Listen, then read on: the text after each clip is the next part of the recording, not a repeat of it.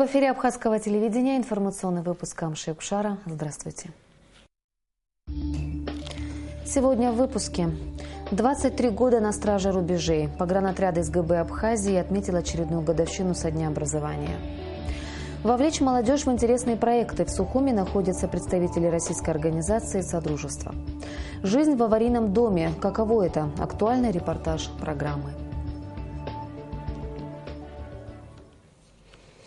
20 ноября пограничники Абхазии отмечают 23-ю годовщину со дня образования погранотряда службы госбезопасности страны. В 1992 году на него была возложена самая сложная миссия – защита внешних рубежей страны в условиях военного времени.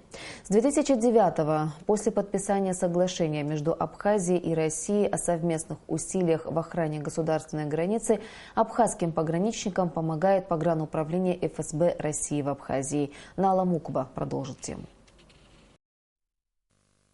Боевая готовность днем и ночью. Профессия пограничника не знает ни времени суток, ни времени года. Порой, рискуя жизнями, они охраняют рубежи государства в самых отдаленных точках. Это не только сухопутные, но и морские границы. В случае опасности именно пограничники принимают на себя первый удар врага. Наши солдаты, пограничники охраняют границы, не спят ночами. На заставах также есть наши бойцы, которые охраняют заставы горные.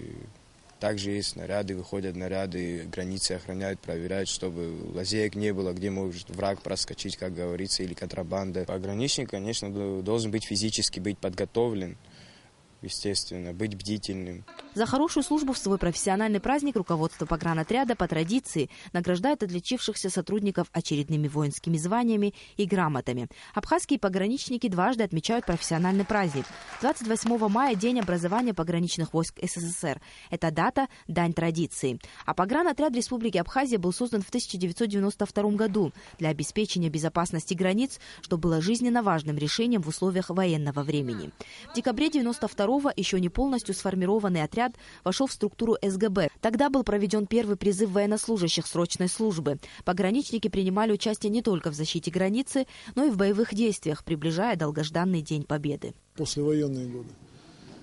Наверное, я выделю их как-то вот отдельно, особенно, потому что именно вот в этот период зародилась карьера, было положено начало для роста и с точки зрения проявления своей индивидуальности, своих командирских качеств очень многих офицеров пограничного отряда сейчас. То есть они выросли именно в тех трудностях, которые вот нам принес тот период, 90-е годы. Значит, когда фактически были небольшие локальные столкновения с бандформированиями в Гальском районе, когда была, значит, линия границы не установлена фактически еще. В послевоенный период пограничники пресекли множество нарушений на границах республики. В то время было немало столкновений с диверсионными группами из Грузии. Бойцы несли потери. 16 военнослужащих погранотряда погибли с 1993 года при исполнении служебных обязанностей. Мемориал памяти погибших пограничников установлен в Новом Афоне. Ежегодно в день образования погранотряда сотрудники приходят сюда, чтобы почтить память тех, кто отдал свою жизнь, защищая Отечество. Нала Мукба, Саида Гухава, Абхазское телевидение. МИД Абхазии заявляет, что российско-абхазские взаимоотношения носят взаимовыгодный характер, развиваются в соответствии с международными нормами, и динамика их углубления будет продолжена. Об этом говорится в комментарии внешнеполитического ведомства республики, распространенном в связи с совместным заявлением по итогам заседания Совета Ассоциации ЕС-Грузия в Брюсселе. Данное заявление является очередным подтверждением безоговорочной поддержки Евросоюзом мифической и несуществующей в реальности территориальной целостности Грузии, отмечают в МИД Абхазии. Во внешнеполитическом ведомстве страны с сожалением констатируют, что за долгие годы урегулирования грузино-абхазского конфликта, в котором с 2008 года ЕС принимает активное участие, позиция Евросоюза по-прежнему остается ангажированной, оторванной от реальности и продиктованной несгибаемым стремлением отстаивать интересы Грузии. Спикер парламента Валерий Бганба встретился с руководителями абхазских средств массовой информации. Подобная встреча уже вторая, и она, судя по всему, становится традиционной. Обсуждались вопросы сотрудничества журналистов с законодательной властью. Валерий Бганба рассказал о законопроектах, которые находятся на рассмотрении в Народном собрании. Журналистов также интересовали вопросы, касающиеся принципов формирования государственного бюджета страны. К примеру, руководители независимых СМИ обратились к спикеру с предложением рассмотреть возможность финансовой поддержки со стороны государства. Кроме того, на встрече обсуждались и другие актуальные в обществе вопросы. В парламенте состоялась встреча исполнительного директора Международной молодежной общественной организации «Содружество» Магомеда Алиева с представителями студенческой молодежи Абхазии. В мероприятии принял участие и ряд депутатов Народного собрания Абхазии. Абхазия является перспективной площадкой для диалога. Необходимо работать с молодежью для того, чтобы она имела возможность ездить, смотреть и знакомиться с коллегами из других стран. Также необходимо вовлекать молодежь в интересные проекты и помогать им их реализовывать. Именно для этих целей в Абхазию приехали представители Международной организации «Содружество». Пока что их визит носит ознакомительный характер. Первый раз в Абхазии. Скажу честно, здесь вам повезло. Здесь тепло, уютно, очень хорошо. И я уже со своим старшим коллегам вчера и сегодня с утра уже говорил. Здесь как-то думается лучше. Это теплота души и теплота на улице, она объединяется и получается вот такое прекрасное место.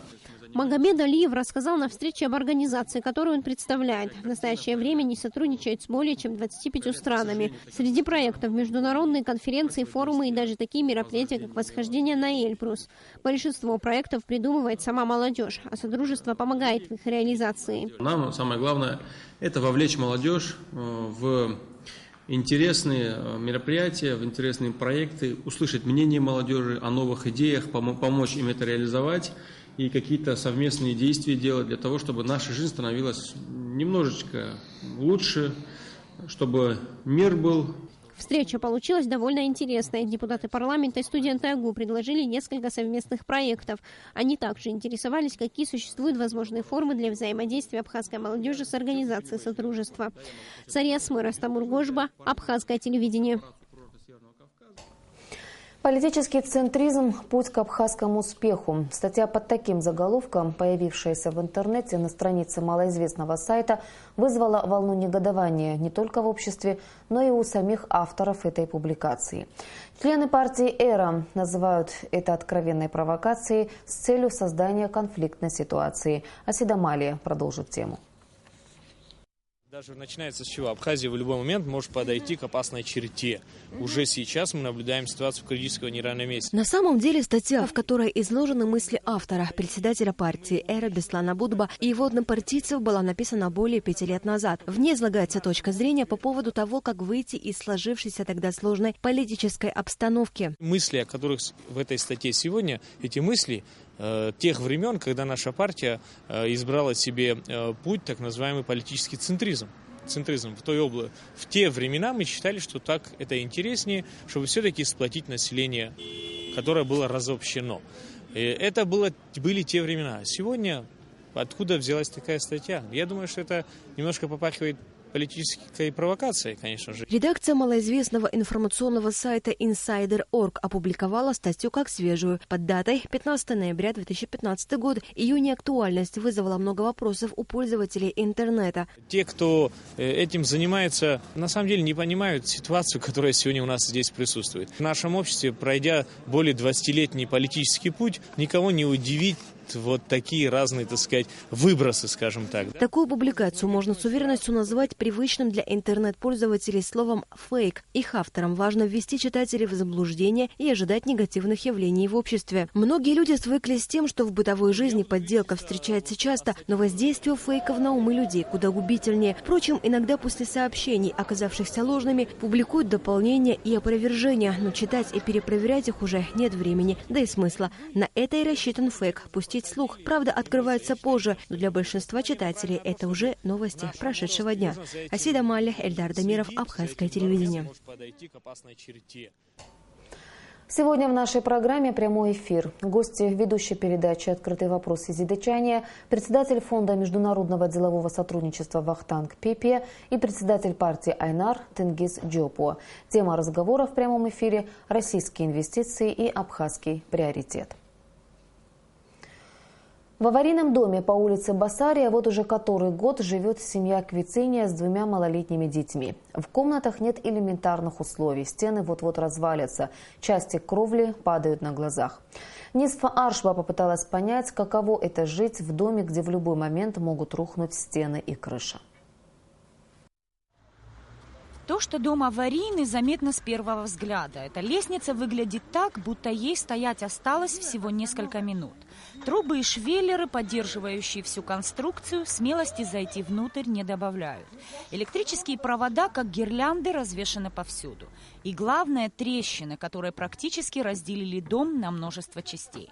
На втором этаже этого дома, которому в этом году исполнилось ни много ни мало 101 год, проживает семья Квициния. Отец Ираклий, супруга Анна и 2 дочери. Старшей Аннеле 7 лет. Младшая Алиса в следующем году пойдет в школу. Девочки не понаслышке знают, что такое опасность. Здесь она поджидает их на каждом шагу. Когда ходят по комнатам, я смотрю за ними, чтобы что-то не упало, по следам за детьми хожу. Где-то что-то может упасть, где-то может провалиться. Вот так мы живем с 2 детьми. Некуда нам вообще идти. И живем вот здесь в таких условиях. Ждут, пока что-то не случится, что люди сами отсюда, как мыши, убегут. Вместо пола прогнившие доски, а стены уже давно неровные. Эта дыра в потолке посреди детской спальни появилась недавно. Родители перевели девочек в свою комнату. Но и здесь сначала треснула, а затем и обвалилась стена. Ванная комната и вовсе напоминает турнир реалити-шоу «Последний герой». Вот только там препятствия и сложности временно заканчиваются. А это накрененная комната с множеством дыр и щелей, осыпающимся потолком, никуда не денется. Раньше здесь все было жилое, мы жили нормально. Но в последнее время, когда начали строить кривой дом, ремонтировать, тогда начали ездить большие КАМАЗы. И дом начал трястись, потом землетрясение. Вот это все, дом старый, ему уже много лет, и поэтому начал трескаться, разваливаться и сыпаться. И в связи с этим мы начали ходить везде, ходили во все инстанции. Все обращения во властные структуры результата не принесли, говорят родители. Помочь в этой ситуации молодой семье не желает никто.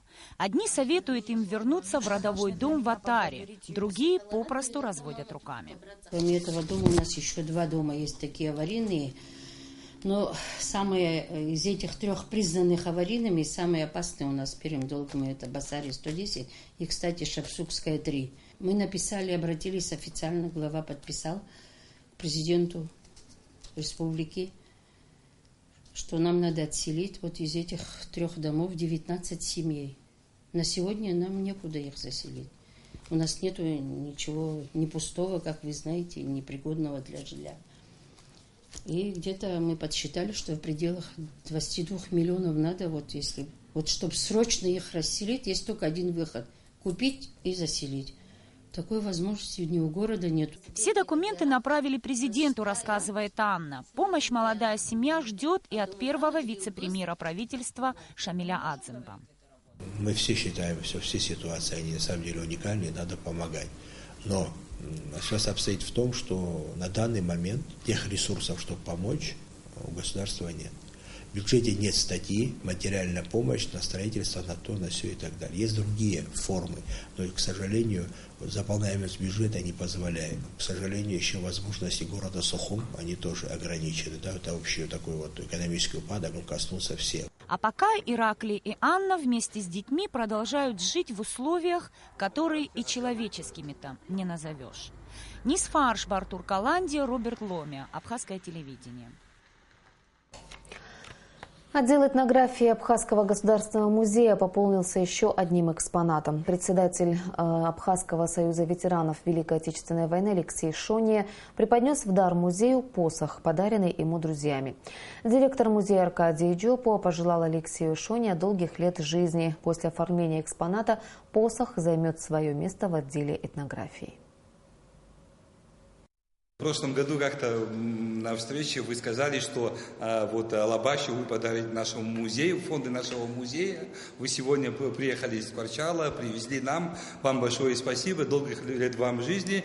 И я напомню, я извиняюсь, конечно, я так говорю, но я напомню ваше еще обещание, что в столетие, то есть когда вам исполнится 100 лет, и то Алабаща, которую вы сейчас держите, конечно же, значит, наш музей будет ждать, кто бы это ни принял. И самое главное то, что вы, чтобы были в здравии, чтобы могли бы опять-таки приехать из Кварчала.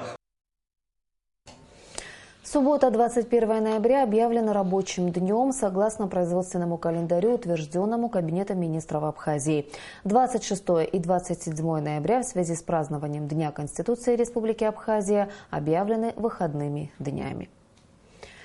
Сейчас сообщение Нацбанка о курсах иностранных валют. Доллар 64 рубля 87 копеек, евро 69 рублей 39 копеек.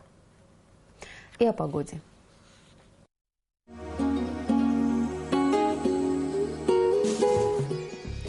По сообщению гидрометеослужбы, в субботу и воскресенье в Абхазии ожидается переменная облачность без осадков. Температура воздуха ночью плюс 10-12, днем плюс 16-18 градусов.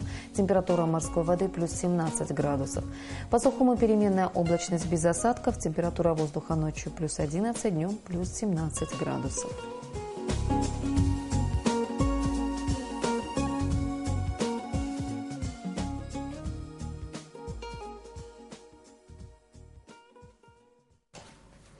Информационный выпуск завершен. Я прощаюсь с вами. До встречи в эфире.